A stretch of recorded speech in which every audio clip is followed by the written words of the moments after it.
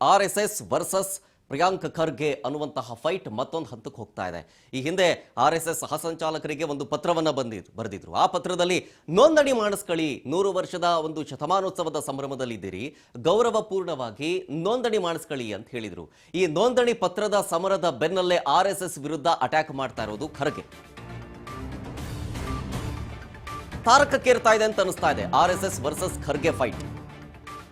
ನೋಂದಣಿ ಪತ್ರದ ಸಮರ ಆಯಿತು, ಈ ಬೆನ್ನಲ್ಲೇ ಈಗ RSS ವಿರುದ್ಧ ಅಟ್ಯಾಕ್ ಮಾಡ್ತಾ ಇರೋದು. RSS ಇಲ್ಲಿಯ ತನಕ ಯಾಕೆ ನೋಂದಣಿ ಮಾಡಿಸ್ಕೊಂಡಿಲ್ಲ? ಧರ್ಮಕ್ಕೂ ನೋಂದಣಿ ಮಾಡಿಸೋದಕ್ಕೂ ಸಂಬಂಧ ಏನು? ಪತ್ರದಲ್ಲಿ ಧರ್ಮದ ಬಗ್ಗೆ ಏನಾದರೂ ಉಲ್ಲೇಖ ಮಾಡಿದ್ದೀನ? ಎಲ್ಲೂ ಮಾಡಿಲ್ಲ ನಾನು. ರಿಜಿಸ್ಟ್ರೇಷನ್ ಬಗ್ಗೆ ಪ್ರಿಯಾಂಕ್ ಖರ್ಗೆ ಕೇಳ್ತಿಲ್ಲ, ಸರ್ಕಾರ ಕೇಳ್ತಾ ಇದೆ. ನಾನು ಕೇಳ್ತಾ ಇರೋದಲ್ಲ ಇದು. ನಿಮ್ಮ ಸಂಸ್ಥೆ ಪ್ರತಿನಿಧಿ ಯಾರು, ನಿಮ್ಮ ಅಜೆಂಡಾಗಳೇನು ತಿಳಿಸ್ಬೇಕಲ್ವಾ? ಆಮೇಲೆ ದೇಣಿಗೆ ಎಲ್ಲೆಲ್ಲಿಂದ ಬರ್ತಿದೆ, ಯಾರು ಕೊಡ್ತಾ ಇದ್ದಾರೆ ಕೇಳಬೇಕಲ್ಲ, ಒಂದು ಲೆಕ್ಕ ಕೇಳಬೇಕಲ್ವಾ? ಹಂಗೆ ಮಾಡಬಾರ್ದು ಹಿಂಗೆ ಮಾಡಬಾರ್ದು ಅಂತ ನಾನೆಲ್ಲೂ ಹೇಳಿಲ್ಲ. ಇದನ್ನ ನೋಂದಣಿ ಪ್ರಕ್ರಿಯೆ ಅಥವಾ ರಿಜಿಸ್ಟ್ರೇಷನ್ ಮಾಡಿಸ್ಕೊಳ್ಳಿ ಅಂತ ಹೇಳ್ತಾ ಇರೋದು ಖರ್ಗೆ ಅಲ್ಲ, ಸರ್ಕಾರ ಕೇಳ್ತಾ ಇರೋದು. ದೇಣಿಗೆ ಎಲ್ಲಿಂದ ಬರ್ತಿದೆ, ಜೊತೆಗೆ ನಿಮ್ಮ ಅಜೆಂಡಾ ಏನು, ಸಂಸ್ಥೆ ಪ್ರತಿನಿಧಿ ಯಾರು ಗೊತ್ತಾಗಬೇಕಲ್ವಾ? ಹೀಗಂತ ಡೆಲ್ಲಿಲಿ ಪ್ರೆಸ್ ಮೀಟ್ ಮಾಡಿದಂಥ ಸಂದರ್ಭದಲ್ಲಿ ಹೋಮ್ ಮಿನಿಸ್ಟರ್ ಪ್ರಿಯಾಂಕ್ ಖರ್ಗೆ ಅವರು ಹೇಳಿದ್ರು.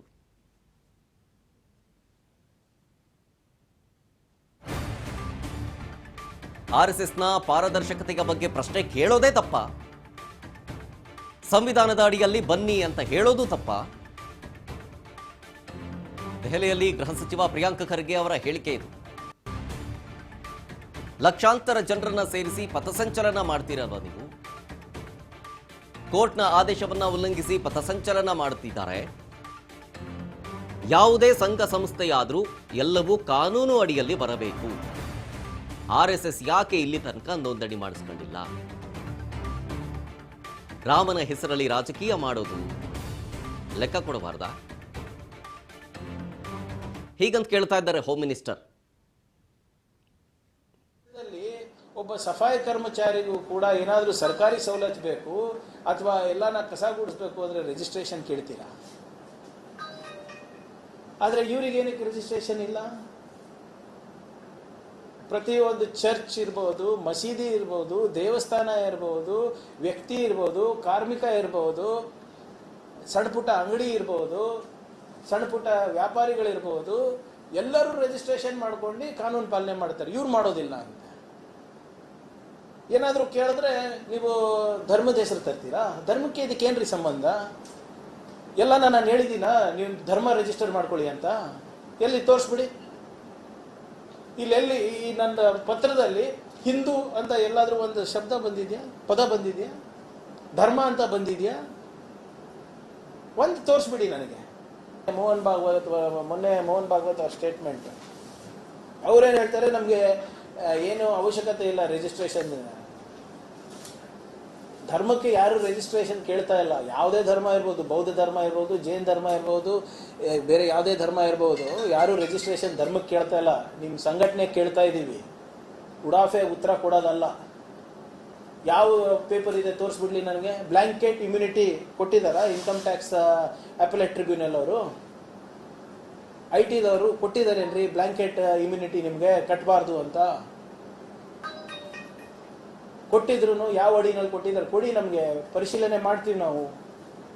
ನೋಡಿ, this is becoming mockery of the constitution, mockery of the law. ಆದ್ರಿಂದ ನನ್ನ ಪತ್ರ ಭಾಳ ಸ್ಪೆಸಿಫಿಕ್ ಆಗಿದೆ. ಇವರೇನು 100 ವರ್ಷ ಇವರು ಆಚರಣೆ ಮಾಡ್ತಾ ಇದ್ದಾರೆ, ಸ್ವಲ್ಪ ಗೌರವಯುತವಾಗಿ ಸಂವಿಧಾನಕ್ಕೆ ಮತ್ತು ಕಾನೂನಿಗೆ ಗೌರವ ಕೊಟ್ಟು ಮಾಡಲಿ ಅಂತ ಅಷ್ಟೇ. ನಾನು ಅವರ ಆಚರಣೆಗೆ ಅಡ್ಡಿಪಡಿಸೋನಲ್ಲ. I do not care, but follow the law of the land, simple as that. ನಮ್ಮ ದೇಶದಲ್ಲಿ ಇದು ಗೃಹ ಸಚಿವ ಪ್ರಿಯಾಂಕ್ ಖರ್ಗೆ ಅವರ ಮಾತು. ಯಾವುದೇ ಸಂಘ ಸಂಸ್ಥೆಯಾದರೂ ಎಲ್ಲವೂ ಕೂಡ ಕಾನೂನು ಅಡಿಯಲ್ಲಿ ಬರಲೇಬೇಕು. ಆದರೆ RSS ಇಲ್ಲಿ ತನಕ ನೋಂದಣಿ ಮಾಡಿಸ್ಕೊಂಡಿಲ್ಲ. ಯಾಕೆ? ಜೊತೆಗೆ ರಾಮನ ಹೆಸರಲ್ಲಿ ರಾಜಕೀಯ ಮಾಡೋರು ಲೆಕ್ಕ ಕೊಡಬಾರ್ದಾ? ಲೆಕ್ಕ ಇಂಪಾರ್ಟೆಂಟ್ ಅಲ್ವಾ? ನಾವೇನು ಅದು ಮಾಡಬೇಡಿ ಇದು ಮಾಡಬೇಡಿ ಅಂತ ಹೇಳ್ತಿಲ್ಲ. ಎಲ್ಲಿಂದ ಬರುತ್ತೆ, ಯಾರು ನಿಮ್ಮ ಪ್ರತಿನಿಧಿ, ಏನು ನಿಮ್ಮ ಅಜೆಂಡಾ, ಅದೆಲ್ಲವೂ ಗೊತ್ತಾಗಬೇಕು ಅಂದರೆ ರಿಜಿಸ್ಟ್ರೇಷನ್ ಆಗಬೇಕಲ್ವಾ? ಒಂದು ಪಾರದರ್ಶಕತೆ ಬೇಕಲ್ವಾ? ಅದ್ರ ಬಗ್ಗೆ ಪ್ರಶ್ನೆ ಕೇಳೋದೇ ತಪ್ಪಾ? ನೀವು ಸಂವಿಧಾನದ ಅಡಿಯಲ್ಲಿ ರಿಜಿಸ್ಟ್ರೇಷನ್ ಮಾಡಿಸ್ಕೊಳ್ಳಿ ಬನ್ನಿ ಹಂಗಂತ ಕರೆಯೋದು ತಪ್ಪ? ಹೀಗಂತ ಕೇಳ್ತಾ ಇದ್ದಾರೆ ಸಚಿವ ಪ್ರಿಯಾಂಕ ಖರ್ಗೆ ಅವರು. ಆಮೇಲೆ RSSನವರು ಲಕ್ಷಾಂತರ ಜನರನ್ನು ಸೇರಿಸಿ ಪಥಸಂಚಲನ ಮಾಡ್ತಾರೆ, ಕೋರ್ಟ್ನ ಆದೇಶ ಉಲ್ಲಂಘಿಸಿ ಪಥಸಂಚಲನ ಮಾಡ್ತಾರೆ. ಜನರನ್ನು ಹೆಂಗೆ ಸೇರಿಸ್ತಾರೆ, ಎಲ್ಲೆಲ್ಲಿಂದ ಸೇರಿಸ್ತಾರೆ, ಅದೆಲ್ಲವೂ ಕೂಡ ಗೊತ್ತಾಗಬೇಕಲ್ವಾ?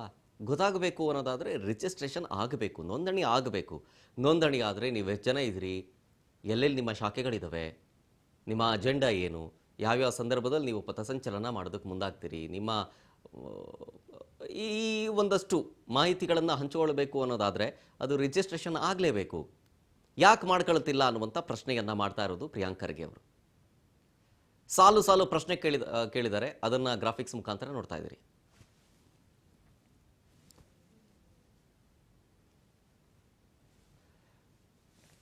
ಡೀಟೇಲ್ಸ್ ಕೊಡ್ತಾರೆ ಇನ್ನಷ್ಟು ನಮ್ಮ ಪ್ರತಿನಿಧಿ ಬಸವರಾಜ್ ಫೋನ್ ಸಂಪರ್ಕದಲ್ಲಿ. ಬಸವರಾಜ್, ಈಗ ಪತ್ರದ ಸಮರ ಆಯಿತು, ಇವಾಗ ಪ್ರೆಸ್ ಮೀಟ್ನಲ್ಲಿ ಒಂದಷ್ಟು ಮಾತುಗಳನ್ನು ಆಡ್ತಾ ಇರೋದು, ಯಾಕೆ ರಿಜಿಸ್ಟ್ರೇಷನ್ ಮಾಡಿಸ್ಕೊಳ್ತಾ ಇಲ್ಲ, ನಿಮ್ಮ ಅಜೆಂಡಾ ಏನು, ಪ್ರತಿನಿಧಿ ಯಾರು ಅಂತ, ಯಾವ ಹಂತಕ್ಕೆ ಹೋಗುತ್ತೆ ಅಂತ ಇದಕ್ಕೆ ರಿಪ್ಲೈ ಏನಾದರೂ ಬಂದಿದೆಯಾ RSS ಕಡೆಯಿಂದ? ಶರತ್, ಗೃಹ ಸಚಿವ ಪ್ರಿಯಾಂಕ ಖರ್ಗೆ ಅವರು RSSಗೆ ಒಂದು ಪತ್ರವನ್ನು ಕೂಡ ನಿನ್ನೆ ಬರೆದಿದ್ರು. RSS ನೋಂದಣಿ ಮಾಡ್ಕೊಳ್ಬೇಕು ಅನ್ನುವಂತ ಸೇರಿದಂತೆ ಸುಮಾರು 7 ಪ್ರಶ್ನೆಗಳನ್ನು ಕೂಡ RSS ಸಂಘಕ್ಕೆ ಕೂಡ ಕೇಳಿರ್ತಕ್ಕಂಥದ್ದು. ಆ ಒಂದು ವಿಚಾರಕ್ಕೆ ಸಂಬಂಧಪಟ್ಟಂತೆ ಇದೀಗ RSSನ ಮುಖ್ಯಸ್ಥರು ಅದಕ್ಕೆ ತಿರುಗೇಟು ಕೊಡುವಂತಹ ಪ್ರಯತ್ನವನ್ನು ಕೂಡ ಮಾಡಿರ್ತಕ್ಕಂಥದ್ದು. ಪ್ರಮುಖವಾಗಿ ಹಿಂದೂ ಧರ್ಮನೇ ಒಂದು ನೋಂದಣಿ ಆಗಿಲ್ಲ, ಇಂಥದ್ರಲ್ಲಿ RSS ನೋಂದಣಿ ಆಗ್ಬೇಕಾ ಅನ್ನುವಂತಹ ರೀತಿಯಲ್ಲಿ ಕೂಡ ಪ್ರಶ್ನೆ ಮಾಡಿರ್ತಕ್ಕಂಥದ್ದು. ಆ ಒಂದು RSSನ ಉತ್ತರಕ್ಕೆ ಪ್ರಿಯಾಂಕ ಖರ್ಗೆ ಅವರು ಇದೀಗ ದೆಹಲಿಯಲ್ಲಿ ಒಂದು ತಿರುಗೇಟು ಕೊಡುವಂತಹ ಪ್ರಯತ್ನವನ್ನು ಕೂಡ ಮಾಡಿರ್ತಕ್ಕಂಥದ್ದು. RSS ಈವರೆಗೂ ಕೂಡ ನೋಂದಣಿ ಯಾಕೆ ಮಾಡ್ಕೊಂಡಿಲ್ಲ ಅನ್ನುವಂಥದ್ದು ನಾನು ಕೇಳಿದ್ದೇನೆ ಹೊರತು ಯಾವುದೇ ಧರ್ಮದ ವಿಚಾರಕ್ಕೆ ಸಂಬಂಧಪಟ್ಟಂತೆ ನಾನು ಯಾವುದನ್ನು ಕೂಡ ಆ ಪತ್ರದಲ್ಲಿ ಉಲ್ಲೇಖ ಮಾಡಿಲ್ಲ. ತಮ್ಮ RSS ಸಂಘ ನೋಂದಣಿ ಮಾಡ್ಕೊಳ್ಬೇಕು ಅನ್ನುವಂತ ನಿಟ್ಟಿನಲ್ಲಿ ಕೆಲವು 7 ಪ್ರಶ್ನೆಗಳನ್ನ ಕೇಳಿದ್ದೇನೆ ಹೊರತು ಈ ಧರ್ಮದ ವಿಚಾರಕ್ಕೆ ಸಂಬಂಧಪಟ್ಟಂತೆ ನಾನು ಮಾತನಾಡಿಲ್ಲ.